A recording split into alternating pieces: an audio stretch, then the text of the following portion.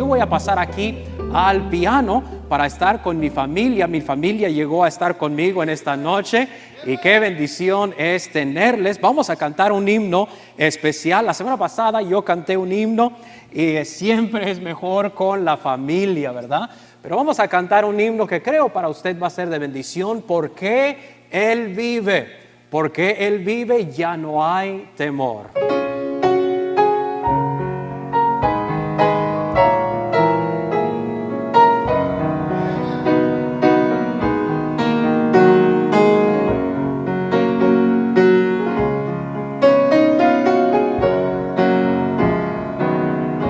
Dios nos envió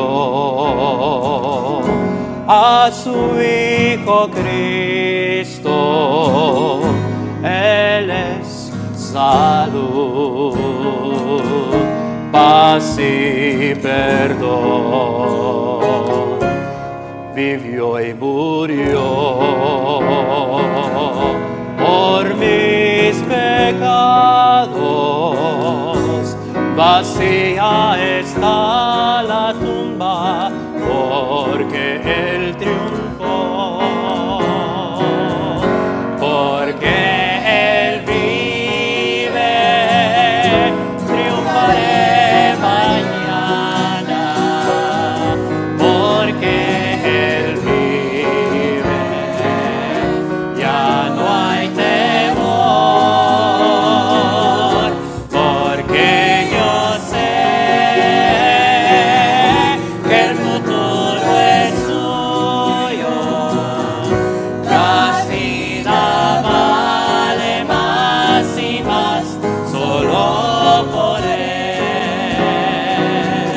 grato es tener a un niño, tocar su piel, gozo nos da, pero es mejor la dulce calma que Cristo el Rey nos puede dar, pues vivo está, porque Él vive, triunfaré mañana, porque Él vive, ya no hay temor, porque yo sé que el futuro es suyo, la vida vale más y más solo por Él. Yo sé que un día el río cruzaré con el dolor, batallaré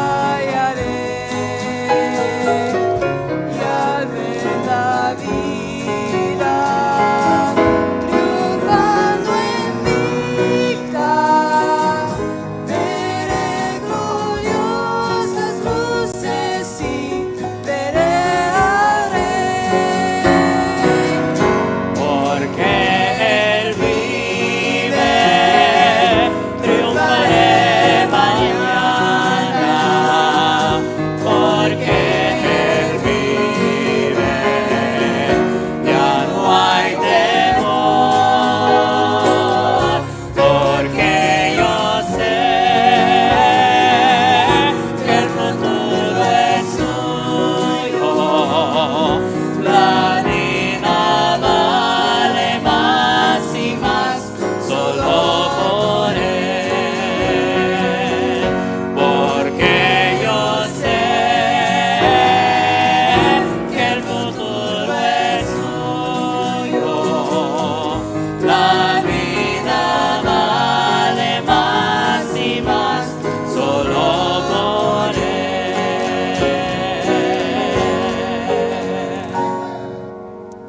Pues amén, hermanos, qué bendición y gracias a la familia por haber estado aquí. Y de veras, gracias hermanos por su apoyo. Ojalá y haya sido de bendición, ¿verdad? Ahora no apague su pantalla ahí porque va a seguir enseguida la predicación, ¿verdad? Entonces acompáñeme al libro de Primera de Corintios capítulo número 4. Y vamos a orar en un momento y prepararnos para el mensaje. Ojalá y eso le haya ayudado a preparar su corazón para el mensaje de esta noche. Quiero animarle también a usted, si pudiera, tomar el tiempo esta noche, si no lo ha hecho ya, para poder dar a la obra del Señor. Gracias a Dios por la iglesia, el pueblo de Dios dando a la obra del Señor por medio de su diezmo, sus ofrendas. Esta semana de nuevo alcanzamos el presupuesto de la semana y rebasamos aún. Y también en misiones, gracias a Dios, más de $7,000 a misiones. El presupuesto semanal es de $6,000, pero alcanzamos y rebasamos. Y eso va a los cientos de misioneros en todo el mundo. Y gracias, misioneros, por su labor en la obra del Señor, aunque sea un poco diferente en estos meses, pero usted siga adelante. Oramos por ustedes, leemos sus cartas y les apoyamos. Vamos a ir a oración, preparando nuestro corazón para el mensaje de esta noche. Oremos. Padre Santo, damos gracias en esta noche por la bendición de poder estar aquí en la casa de Dios, aunque sea por estos medios. Gracias por tu pueblo amado. Gracias por ese himno tan hermoso. Porque Cristo vive, sabemos que tenemos la victoria. El futuro es glorioso porque Él vive. Y Señor, damos gracias en esta noche por la Escritura, que la tenemos en nuestras manos. Yo no me pudiera imaginar lo que sería pasar por un tiempo así sin la Escritura en nuestro idioma castellano. No me puedo imaginar qué sería hace más de 500 años, aquellas personas en diferentes partes del mundo no teniendo la palabra de Dios escrita en su lenguaje. Pero Señor, gracias por esta palabra de Dios en nuestro idioma que podemos estudiar y aplicar a nuestra vida. Ahora, obra, pedimos durante el mensaje de esta noche. Usa la palabra que vamos a ver en esta noche para obrar en nuestro corazón. Pedimos esto en el nombre de Cristo Jesús. Amén. Pues si usted me acompaña, por favor, al libro de Primera de Corintios y el capítulo número 4. Primera de Corintios y el capítulo número 4. El versículo 7. Un versículo, una palabra en esta noche. El libro de Primera de Corintios, capítulo 4, versículo 7, dice así: porque ¿qué te distingue? ¿O qué tienes que no hayas recibido? Y si lo recibiste, ¿por qué te glorías como si no lo hubieras recibido? La humildad es la palabra que vamos a ver en esta noche. Vamos a ver en esta noche lo que la Biblia dice acerca de la humildad y la soberbia. La humildad es una virtud tan difícil de encontrar hoy día. Y en realidad, una vez que uno piensa que la tiene, ya no es humilde. O no pensaría que la había alcanzado, ¿verdad? No sé si escuchó de aquel niño que recibió al terminar esa semana de eventos ahí en la escuela. Ese niño recibió una medalla. Y la medalla se le dio al niño más humilde. El niño que demostraba la virtud de humildad. Y luego, ¿sabe qué? Se la quitaron porque se la puso, ¿verdad? Pero así es la humildad. Ya habiendo alcanzado la humildad, si uno lo reconoce, entonces ya no es humilde. La Biblia nos dice que Dios aborrece la soberbia. No simplemente le desagrada, no simplemente desaprueba. La Biblia dice que Dios aborrece la soberbia. Escuche y quizá apunte estos versículos. En Proverbios, capítulo 8, versículo 13. El temor de Jehová es aborrecer el mal, la soberbia y la arrogancia, el mal camino, la boca perversa, aborrezco, dice. En Proverbios 15:25, Jehová asolará la casa de los soberbios, pero afirmará la heredad de la viuda. Proverbios 16:5 dice: abominaciones a Jehová todo altivo de corazón, ciertamente no quedará impune. En Proverbios 18 nos dice: antes del quebrantamiento es la soberbia, y antes de la caída altivez de espíritu. Por eso Filipenses nos dice: nada hagáis por contienda o por vanagloria, antes bien con humildad, estimando cada uno a los demás como superiores a él mismo. Primera de Pedro 5:5, igualmente jóvenes, estad sujetos a los ancianos y todos sumisos unos a otros, revestidos de humildad, porque Dios resiste a los soberbios y da gracia a los humildes. Dios aborrece la soberbia, Dios aborrece el orgullo, Dios aborrece la altivez de espíritu. ¿Sabe por qué? Porque no hemos hecho nada para justificar nuestro orgullo. No tenemos nada por qué ser orgullosos. Si tenemos bendición, es porque Dios dio la bendición. Tenemos salvación, no fue por nuestras obras. Tenemos un hogar en el cielo, gracias a Dios, pero nosotros no la ganamos. El Espíritu Santo de Dios mora en nuestra vida y nos da poder y habilidad. Todo fue por Dios. Nada hicimos por ganar ni siquiera una pequeña parte de cualquiera de estas. ¿Quién lo hizo? Fue Dios. ¿Quién hizo la obra? Fue Dios. ¿Quién me dio la bendición? Fue Dios. ¿Quién me dio la salvación? Fue Dios. La respuesta está en cada página de cada libro en la Biblia. Fue Dios. Dios me creó. Dios me salvó. Dios nos guarda. Dios nos conforta. Dios nos guía. Dios nos bendice. Y Dios hace todo esto simplemente porque somos sus hijos y Él nos ama. No es por nada que nosotros hayamos hecho. Por eso aquí Pablo dice a la iglesia en Corinto, él dice: ¿qué bueno tienes?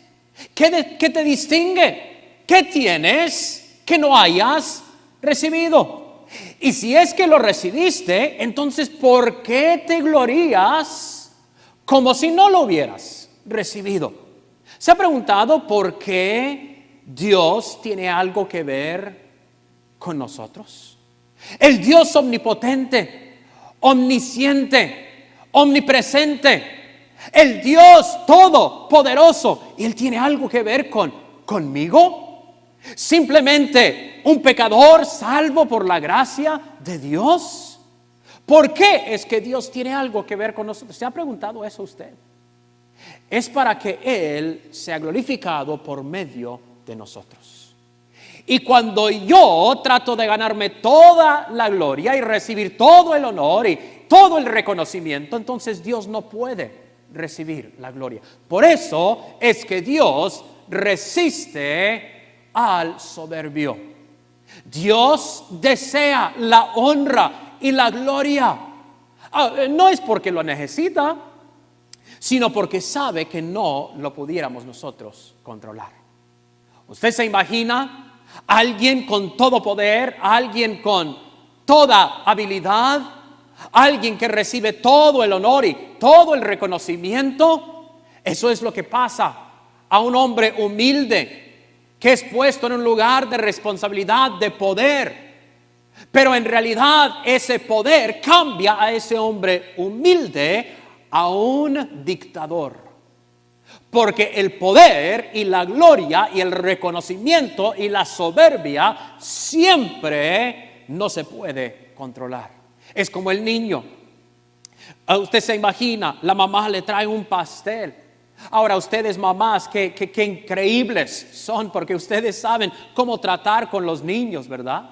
Usted nunca le daría a un niño el pastel entero, ¿verdad? ¿Sabe por qué? Si usted le da el pastel entero, se lo va a acabar todo en un día y le va a hacer mal. Las mamás saben, dale solo un pedacito, ¿verdad? O solo un dulcecito, ¿verdad? Porque le va a hacer mal. Es que el niño no sabe controlar sus deseos para lo dulce. Y Dios sabía que el problema con la gloria de hombre es que no nos contentamos con solo un poquito, ¿verdad? Estoy ahorita pensando en las sabritas de México, ¿verdad? A que no puedes comer solo uno, ¿verdad? Y es cierto, y así es con la soberbia también. Dios sabía que el hombre no puede controlar la gloria, el honor, el poder. Queremos todo el pastel y lo queremos ahorita mismo. Y así es el hombre con el poder, con ese honor, con reconocimiento. Ahora, queremos definir, como siempre, la palabra que hemos estado viendo. Siempre tomamos un momento para definir qué es la soberbia. La soberbia es darse a sí mismo la gloria por mis logros y echarle la culpa a otros por mis fracasos. Eso es la soberbia. Cuando todo va bien, ¡ay! Mira, qué impresionante, recibiendo todo el reconocimiento. Oh, y yo fui. Cuando algo va mal, algún fracaso, alguna falla, alguna falta, le echamos la culpa a otros, ¿verdad? Eso es la soberbia. Pero la humildad, al contrario, la humildad es tener la perspectiva de Dios acerca de nuestra prosperidad, acerca de nuestro éxito y también acerca de nuestras faltas y fracasos. En Proverbios 6 habla acerca de lo que Dios aborrece y nos da ahí una lista de lo que Dios aborrece. 6 cosas, dice, aborrece Jehová, y aun 7 abomina su alma. Y comienza con el primero en esa lista de 6 cosas que Dios aborrece y 7 que abomina su alma. La primera es los ojos altivos. Los ojos altivos. Fíjese con qué más sigue. La lengua mentirosa, manos derramadores de sangre inocente, el homicida, el que mata. Pero lo primero que Dios aborrece es la soberbia, el que maquina pensamientos inicuos, los pies presurosos para correr al mal, el testigo falso que habla mentiras y el que siembra discordia entre hermanos. Pero primero en esa lista están los ojos altivos. ¿Por qué Dios habla mucho de la soberbia? ¿Por qué es que Dios habla mucho y dedica tanta escritura al tema de la altivez de corazón, de espíritu? ¿Por qué es que Dios habla tanto del orgullo y la arrogancia? Porque hay un problema muy grande con la soberbia. Quisiera darle 4 pecados que surgen y comienzan y nacen de la soberbia. 4 pecados. De hecho, estos pecados son progresivos, que son el resultado de la soberbia. Estos pecados que le voy a dar tienen su raíz en el pecado de la soberbia. En primer lugar, el primer pecado es el pecado de la ingratitud. La ingratitud tiene su raíz en la soberbia. Pensamos que lo que tenemos es porque somos buenos. Vea de nuevo lo que dice aquí. ¿Por qué te glorías como si no lo hubieras recibido? Todo lo que tienes lo recibiste. Pensamos que todo lo que tenemos es porque nosotros somos buenos. Una sugerencia, mi querido hermano, querida hermana, haga inventario de su vida. Como creyente, como cristiano, como padre, haga inventario de los bienes que usted tiene, de las habilidades que usted tiene, de los dones que usted tiene. Una pregunta, ¿de dónde vienen? ¿De dónde los recibió usted? Oh, pastor, es que yo aquí, yo allá, y yo me dediqué aquí y allá. Por ejemplo, su apariencia. Algunos hermanos se creen guapos, ¿verdad? Escuche lo que Salmo dice acerca de su apariencia. Dice Salmos 139, 13, para los que se creen guapos, ¿verdad? Porque tú formaste mis entrañas, tú me hiciste en el vientre de mi madre. Esa porción de la escritura, el versículo 14 y 15 también de Salmo 139, habla acerca de cómo es que Dios tomó, Dios nos conoció, Dios nos formó. Fue Dios el que nos hizo conforme a la apariencia que Él decidió. No fuimos nosotros. Algunos dicen, no, pastor, es que yo tengo grandes habilidades y dones. ¿Esos dones de dónde proceden? Santiago 1:17 dice, toda buena dádiva y todo don perfecto desciende de lo alto, del Padre de las luces, en el cual no hay mudanza ni sombra de variación. Nuestras posesiones, nuestras riquezas, nuestros bienes, todos vienen de Dios. Escucha lo que el Antiguo Testamento dice en Deuteronomio 8:18, sino acuérdate de Jehová tu Dios, porque Él te da poder para hacer las riquezas. ¿Sí escuchó eso? Oh, pastor, es que yo soy bien dedicado, bien disciplinado, y yo me levanto temprano, y qué bueno, debería ser productivo, como vimos en la Biblia la semana pasada. Debería dedicarse, debería trabajar, debería ser el empleado mejor en su empresa. Pero no crea que usted se la ganó solo. No crea que fue solamente por su habilidad. ¿Quién le dio salud? ¿Quién le dio la habilidad? ¿Quién le dio la fuerza y la vida? Acuérdate de Jehová tu Dios, porque Él te da el poder para hacer las riquezas, a fin de confirmar su pacto que juró a tus padres, como en este día. El primer problema de la soberbia es que produce el pecado de la ingratitud, pensando que todo lo que tengo procede de mí mismo. El segundo pecado, el segundo problema con la soberbia, el pecado de la independencia. Autónomos, autogobernantes. No necesito a Dios en mi vida. No necesito someterme a la autoridad de un Dios creador divino. Eso es lo que dice el ateo. El ateo, dice la Biblia en Salmo 14:1, el necio dice en su corazón, no hay Dios. ¿Sabe por qué? Porque no quiere someterse a ninguna autoridad. Independencia surge, nace, tiene raíz en la soberbia. Y por eso Dios tanto odia, aborrece la soberbia. Porque nos lleva a un estado de independencia de Dios. Dios no me necesita, pero yo sí le necesito.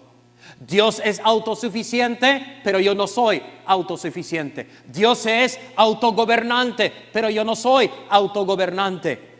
Ahora, Dios sí desea tener comunión con nosotros, desea tener una relación con nosotros, pero no nos necesita. Y el pecado de la soberbia termina en el pecado de la autosuficiencia y la independencia de Dios. ¿Usted se acuerda de Lucifero? ¿Usted se acuerda de Satanás? Lo que Ezequiel dice acerca de Satanás en el capítulo 28, versículo 15: perfecto eras en todos tus caminos, desde el día que fuiste creado. De hecho, él fue un ser creado.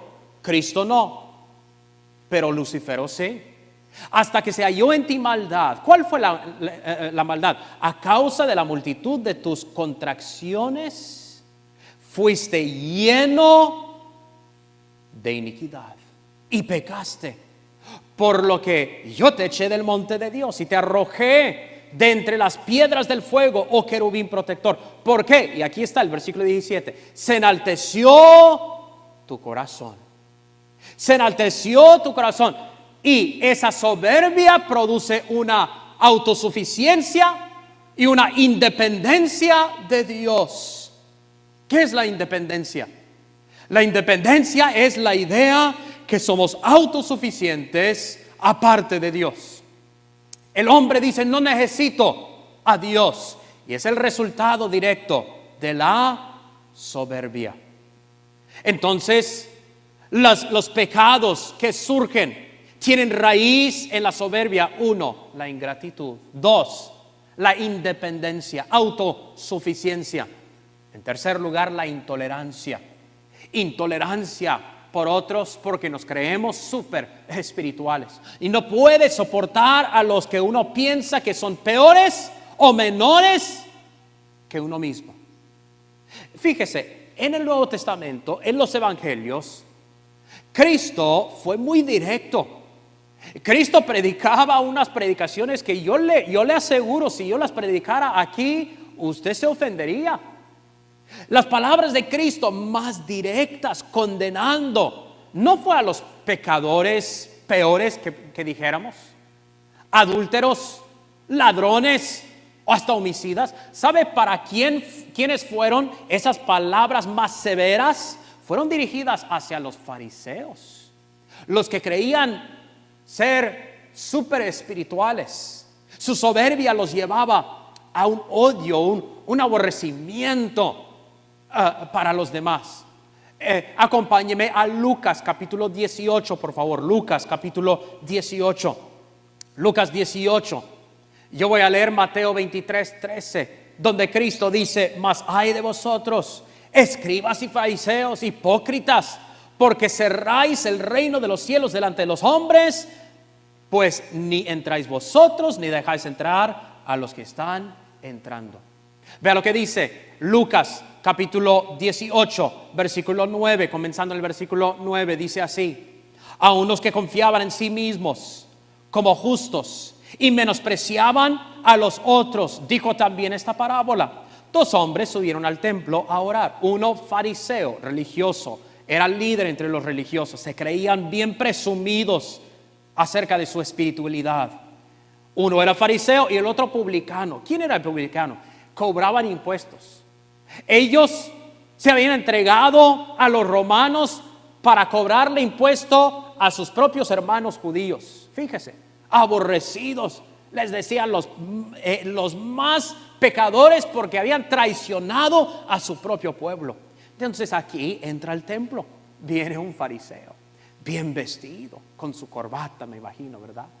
Él ahí con su corte de cabello, su traje, lino finísimo, y él entra ahí. Él sabe cómo caminar en la casa de Dios, él sabe cómo portarse, y todo él sabe bien. Y aquí viene este pecador, el publicano. Y Cristo cuenta la historia que ellos dos entraron a la casa de Dios. Los dos llegaron al templo a la misma vez. El fariseo, dice el versículo 11, fíjese, puesto en pie. Él no se inclinaba. No se inclinaba en el altar de rodillas. No, él puesto de pie. Oraba, y me encanta esta frase, consigo mismo. Es decir, Dios no le está escuchando. Él ni le está orando a Dios, ¿verdad? Oraba consigo mismo de esta manera. Fíjese cómo ora este súper espiritual fariseo. Dice: Dios, te doy gracias porque no soy como los otros hombres, ladrones, injustos, adúlteros, ni aún como este publicano, como este pecador. Él dice: yo ayuno 2 veces a la semana, doy diezmos de todo lo que gano. Mas el publicano, fíjese el versículo 13, estando lejos, no quería ni aún alzar los ojos al cielo, sino que se golpeaba en el pecho diciendo, fíjese lo que él dice: Dios, sé propicio a mí, pecador. Os digo, el publicano, el que reconoce su posición humilde ante un Dios todopoderoso, el que no se justifica, sino que le pide a Dios que le dé de su justicia. El versículo 14 dice: os digo que descendió a su casa justificado antes que el otro, porque cualquiera que se enaltece será humillado, y el que se humilla será enaltecido. Mi querido amigo, el problema con la soberbia es que produce en nuestra vida el pecado de la ingratitud. Luego el pecado de la independencia de Dios. No necesito a Dios. Produce también una intolerancia por los demás. Luego el cuarto pecado que produce la soberbia es la inhabilidad de aceptar la gracia de Dios. Ahora, no dije que Dios no puede salvar a aquella persona. Dije que Él no quiere, no desea, no reconoce su necesidad de la gracia de Dios. La soberbia dice, no necesito el perdón de Dios. La soberbia dice, sí, soy pecador, pero no como aquellos. La soberbia dice, no necesito la salvación, no necesito la gracia de Dios, y yo creo que por mis buenas obras voy a llegar al cielo. Lucas 18:17 dice, de cierto os digo, que el que no recibe el reino como un niño, no entrará en él. ¿Usted sabe cómo un niño recibe a Cristo? Con humildad. Un reconocimiento de su necesidad de la salvación. Fíjese que Cristo no dijo que un niño tiene que madurar hasta poder entender y tener el entendimiento de adulto para recibir a Cristo. No, Él dijo que un adulto tiene que humillarse como un niño para recibir a Cristo. Cada niño entiende que es pecador. Cada niño entiende que necesita la salvación. Un niño entiende que el perdón de Dios es por la gracia de Dios y no es por lo que yo haga. Por eso Dios aborrece el pecado de la soberbia, no por lo que le hace a Dios, sino por el efecto que tiene en las vidas de nosotros, por lo que resulta en mi vida: la ingratitud, la autosuficiencia, la intolerancia de otros y la inhabilidad de aceptar la gracia de Dios. Ahora, con la misma intensidad que Dios odia la soberbia, Dios ama la humildad.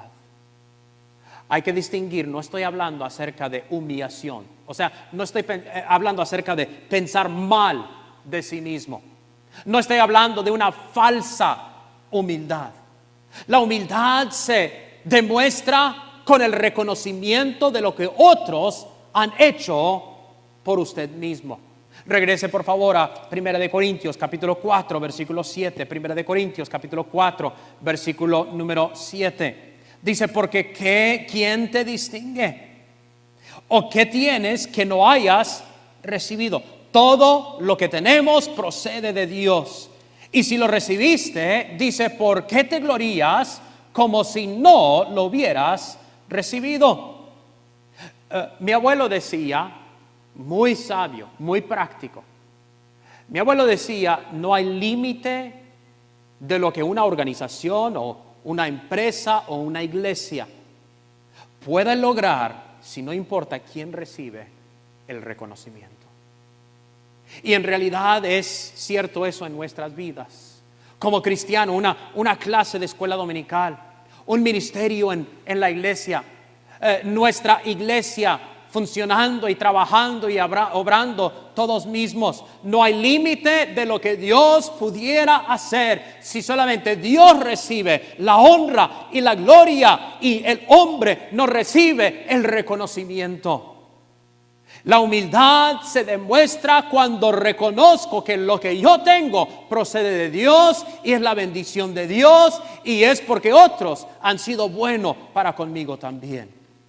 La humildad también se demuestra en un interés en las vidas de otros. Un interés genuino, sincero. La humildad ve a otros como oportunidades para servirles, para ayudarles en el camino de esta vida, para apoyarles, en vez de una oportunidad para aprovecharse de ellos.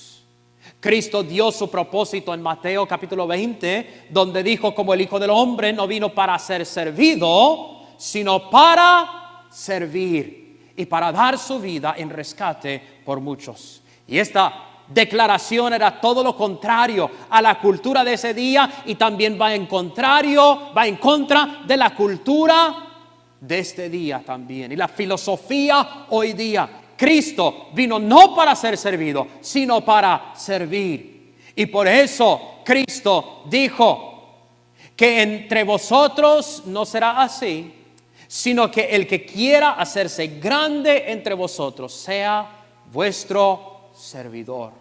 Servir a otros. Interés en las necesidades de otros. Tener un interés en los problemas de otros. Tener un interés en las preocupaciones de otra gente.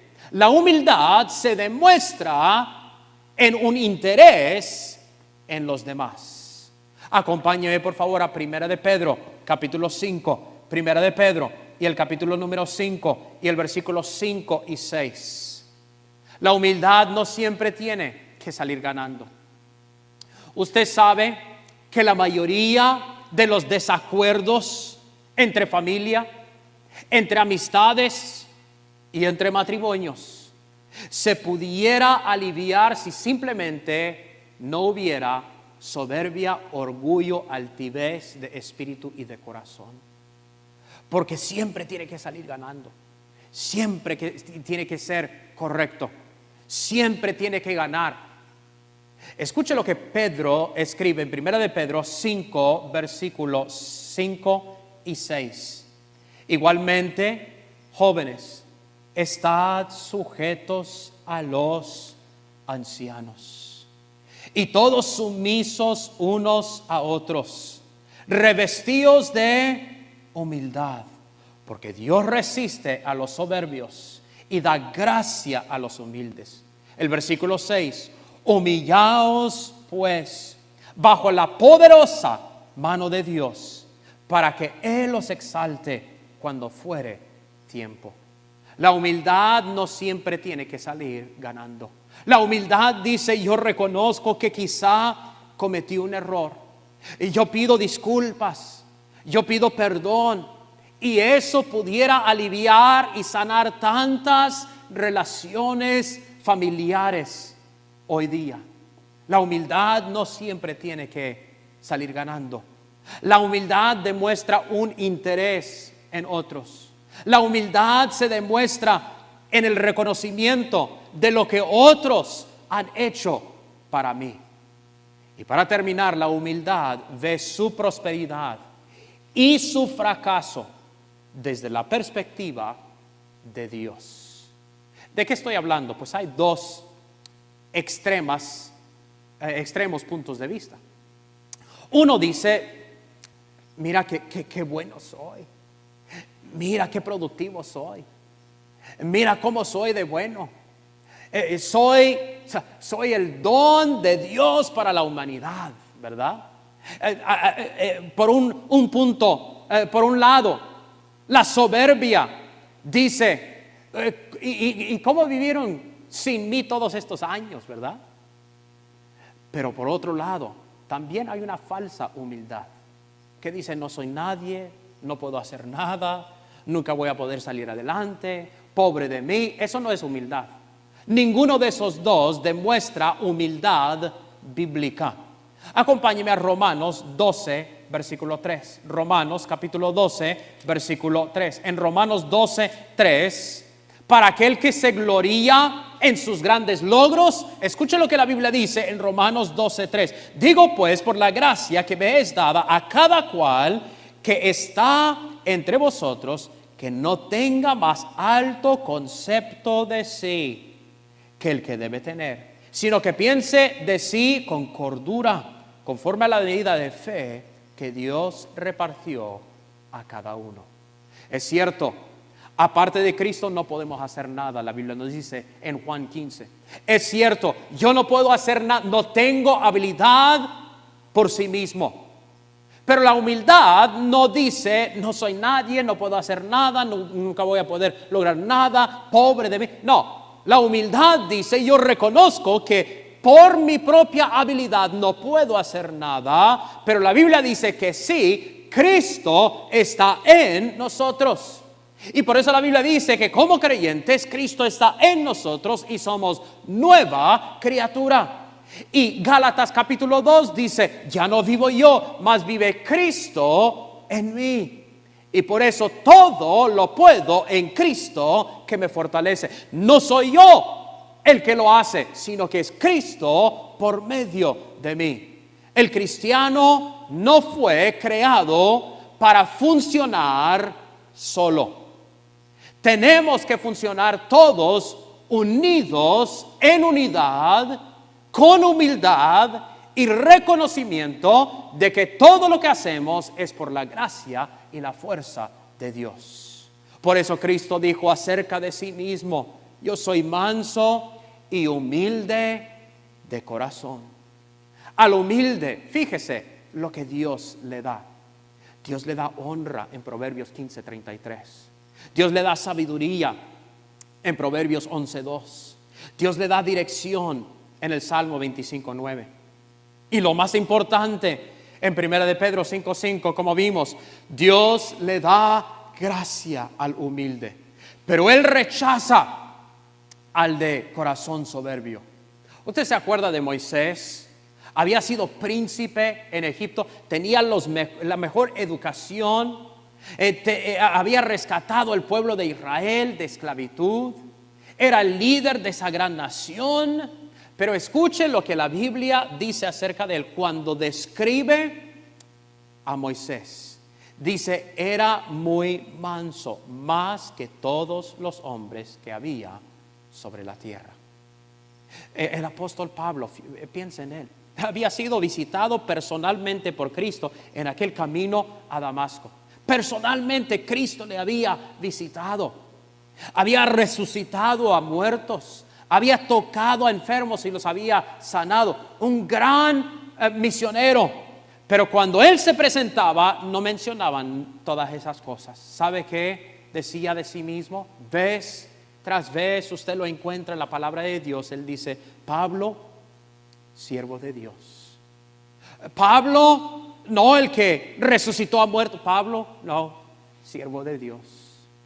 No Pablo el que Cristo vio en el camino a Damasco, personalmente vino a tocar su vida. No, Pablo simplemente decía: siervo de Dios. Oh, mi querido amigo, mi querido hermano, cómo necesitamos en nuestras iglesias hoy a creyentes cristianos, miembros, seguidores de Cristo, humildes. Humildes, reconociendo nuestra necesidad de Dios, reconociendo el don de Dios en mi vida y reconociendo no puedo hacer nada fuera de Dios, pero Cristo en mí y por mí todo lo puedo en Cristo que me fortalece. Con cada ojo cerrado, cada rostro inclinado, quizá usted esté escuchando la voz de este mensaje y usted no ha sido salvo. Dios quiere salvarle, Dios quiere perdonarle, Dios quiere que usted sea salvo. La Biblia dice que podemos saber que somos salvos. Qué hermoso fue la noche pasada visitar en un hogar de tanta necesidad, un hogar donde habían sufrido, y esa persona, gracias a Dios, anoche mi esposa y yo fuimos a hacer esa visita, una visita muy pesada, muy difícil, pero gracias a Dios la persona fue salva, porque reconoce: soy pecador, necesito el perdón de Cristo, necesito que Cristo me salve y que me lleve al cielo cuando muera. Todos somos pecadores y necesitamos la salvación. Si usted no ha sido salvo, yo le animo que usted ore, pídale a Dios: Dios, yo sé que soy pecador, yo sé que necesito el perdón de Cristo. Yo te pido que me salves y que me lleves al cielo cuando muera. Si usted fue salvo o desea ser salvo, escríbanos, contáctenos. Queremos ayudarle y apoyarle en su vida espiritual. Con cada ojo cerrado, cada rostro inclinado, quiero orar por usted, querido amigo, querido hermano, hermana, familia. Oremos. Padre Santo, en esta noche, qué bendición es poder alcanzar al mundo hispano por este medio. Qué bendición, Señor, es poder estudiar la palabra de Dios, esta palabra tan práctica, esta enseñanza que se puede aplicar a nuestra vida, la humildad. Ayúdanos, Señor, a ser humildes. Que nuestras vidas sean definidas, distinguidas y reconocidas como un pueblo humilde que quiere servir a Dios y a nuestra comunidad. Obra en cada familia, en cada corazón, bendice a cada uno, suple sus necesidades. Pedimos esto en el nombre de Cristo Jesús. Amén.